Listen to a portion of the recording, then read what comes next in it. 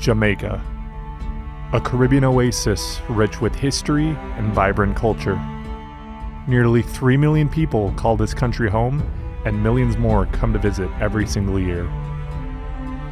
For the past 3 decades, the island has been largely spared from the direct strike of a major hurricane. The last and strongest recorded major to hit was Gilbert in 1988. Every other storm since then has been on the weaker side of the scale or a near miss from a deviant monster. But in late October of 2025, that was all about to change. The 2025 Atlantic hurricane season had been incredibly slow compared to previous years. While a few monster storms still managed to form, they all safely curved away before impacting any major landmasses. As peak season came and went, it seemed like the Atlantic was finally getting a break. However, on October 21st, a tropical wave that had been slowly meandering west was officially deemed Tropical Storm Alyssa.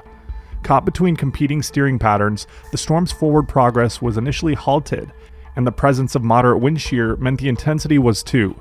But the forecast models were adamant this storm was about to explode. On the 25th, wind shear was finally decreasing and the storm was becoming vertically stacked.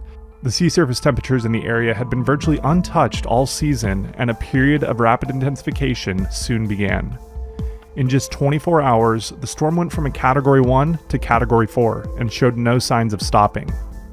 From the get-go, the storm looked like it could be a record breaker, and we wanted to be there to cover it. My chase partner Michael Hoynes and I departed for Montego Bay on the 25th. The airport was set to close the following day at noon, so we had to make all of our connecting flights. After a close call in Atlanta, we finally made it to Montego Bay and drove down to the Kingston area, which looked like it would be ground zero for the most severe impacts at that time. By the following morning, things were already changing. Models now had the storm coming in further west, and we had a tough decision to make. We could either start scoping the smaller communities on the southwest shore, or return to the more resort-heavy north shore. While we always want to document the most intense part of the storm, an intercept on the southwest shore meant potentially being stuck for weeks. Our goal is to always be self-sufficient and use as few resources as possible, especially when chasing abroad. We agreed the north shore was probably the smarter play, and after a night staging in Ocho Rios, it was time to start fine-tuning exactly where we would ride out the storm. As we walked through the streets, final preparations were underway as folks got last-minute supplies and boarded up their businesses. The storm was now a beastly Category 5, and everyone was taking it seriously. The westward trend had continued, and it now looked like the storm would make landfall somewhere between White House and Treasure Beach, so we looked for places immediately downstream. During this time, we had also been joined by storm chaser Connor Healy, who decided to team up with us to document the storm. We started driving west on A1 and eventually settled on a condo just west of Falmouth owned by a local. The evening of the 27th was filled with anticipation and nerves. The storm just wouldn't stop intensifying. The final curve to the north was starting to take place, and Jamaica's fate was sealed. This storm wasn't going to be a near miss like many of the rest, and it wasn't going to weaken. I could only hope that everyone on the island was in a safe place. All right, it's about 5 a.m. We lost power a few hours ago. So far, tropical storm force conditions out here, but we still got a long time before the core gets here. As the sun rose on the morning of the 28th, we braced ourselves for what was turning out to be a historic storm. Hurricane hunters were finding pressure readings below 900 millibars, which meant this would not only be the strongest storm to ever strike Jamaica, but one of the strongest landfalling hurricanes ever recorded in the Atlantic Basin. As midday approached, winds outside slowly started to escalate, and we prepared to begin documenting the storm. All right, so quick update. We don't have much data, but we are getting texts through, and we've been told that the pressure is down to 891 millibars.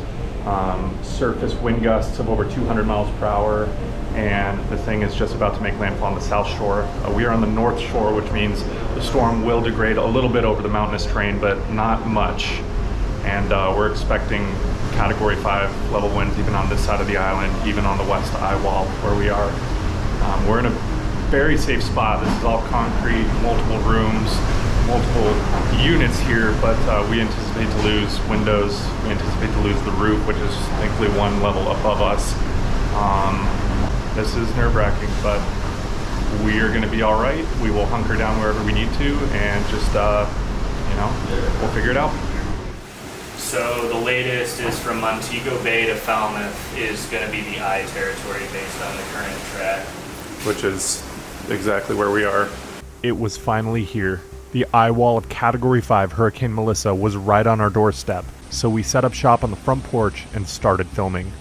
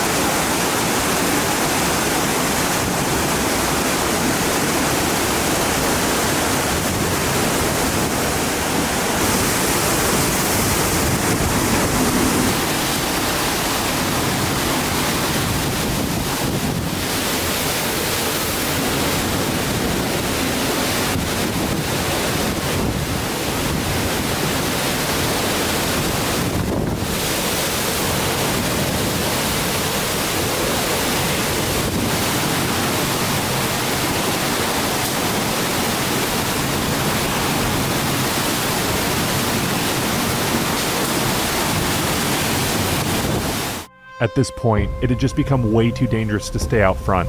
The wind was only getting stronger and started shifting to the point where the flow was coming directly at the front doors and windows.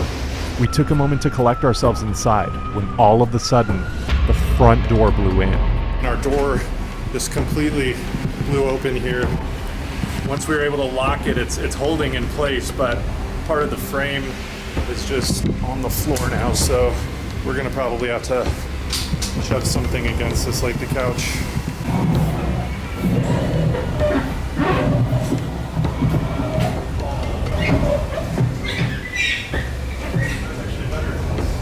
After catching our breath for a few minutes, we decided to venture out the back door of the property for one last shot of the violent winds.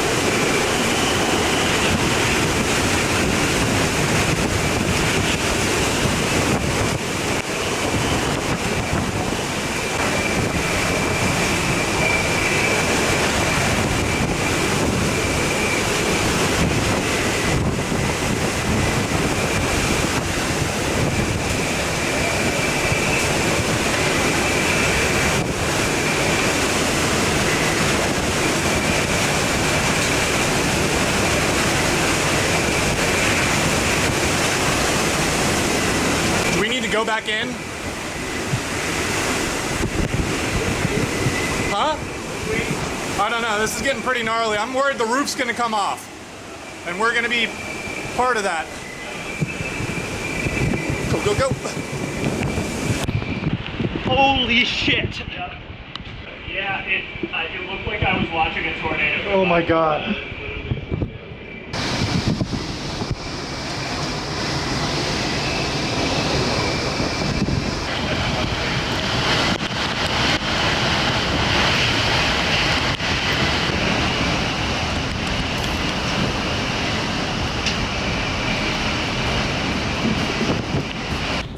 The situation was now growing dire, and we realized we couldn't go outside anymore. It was time to hunker down and start securing everything we could.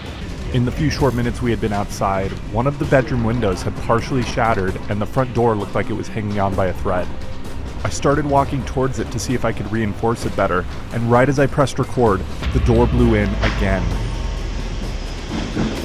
Oh, fuck.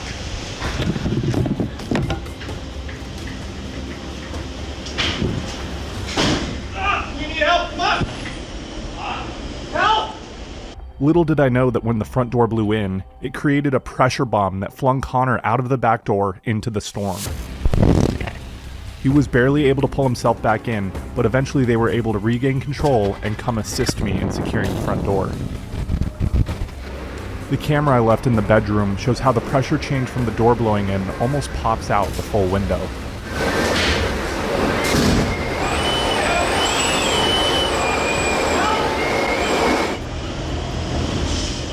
I'm not gonna lie, Max, it might be time to back away. Let's back away. Let's go to the hallway.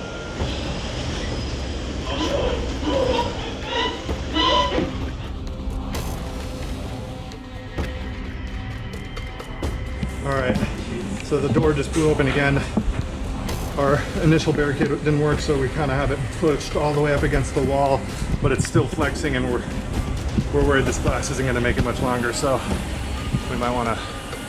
Where do we want to like set up? Like in here? Oh God, stop it. This is where we're kind of taking refuge here because it's the most protected. It's either here or the bathroom. The window over there is the window by the front door is trying to blow in. The front door has blown in, but we've barricaded it. And We were now in pure survival mode. Any attempt to film the storm was over except for the few cameras I left mounted by windows throughout the house. we're retreating to the bathroom, which has the smallest window. We all huddled into the bathroom and prayed that the eye wall was almost past us. But the wind has shifted to westerly, so we have to be on the southern side of the eye wall. It should almost be over.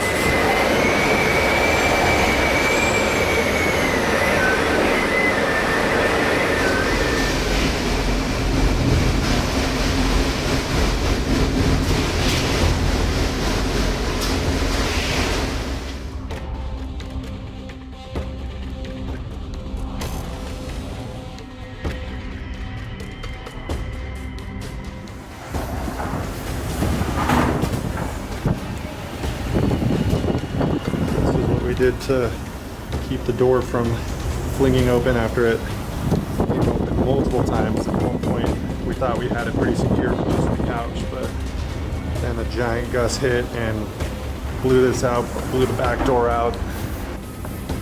The entire floor is soaking wet just because of all the water sweeping through there, but we're just thankful we didn't lose the windows on the door or here. Unreal.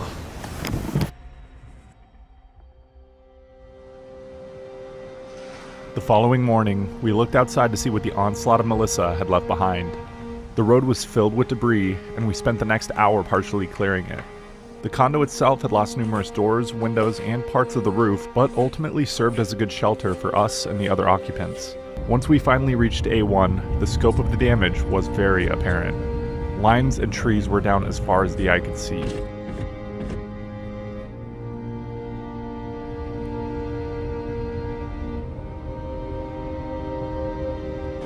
Montego Bay Airport was badly damaged by the storm, so we knew it would be a few days before we'd have any opportunity to find a flight.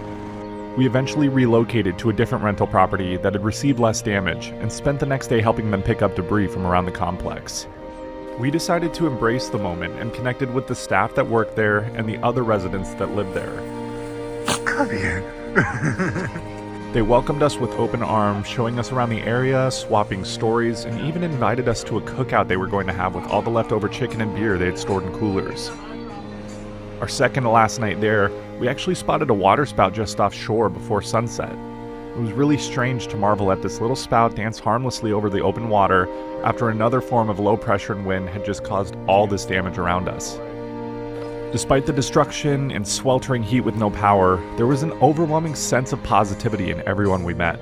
The Jamaican people are strong and resilient, and even the worst storm can't take that away. It will still take quite a while to get back to normal though, and we want to do our part to help, so please consider joining us in donating to some of the links provided below. After a few days, Montego Bay partially opened and scheduled some commercial flights, but most of them ended up getting canceled. After our second cancellation, we decided it would probably be better off driving to Kingston once the road was cleared. Looks like this will be our last night in Jamaica if all things go to plan. We had an amazing dinner and flights are tomorrow. There's always a feeling of guilt going home after a storm, but we were able to leave all of our new friends with the rest of our supplies and vowed to come visit again. Kingston Airport was an absolute madhouse with people trying to leave, but we eventually got on our flight to Miami and we headed our separate ways from there. Melissa will go down as the worst hurricane to ever make landfall in Jamaica since records have been kept. The storm also tied the record with the 1935 Labor Day hurricane for the lowest landfalling pressure in the Atlantic at 892 millibars. The full scope of the devastation is still being processed, and it will take a lot of time and effort to get things completely back to normal. So once again, I ask that you join us in helping our Jamaican friends by donating to some of the relief efforts below.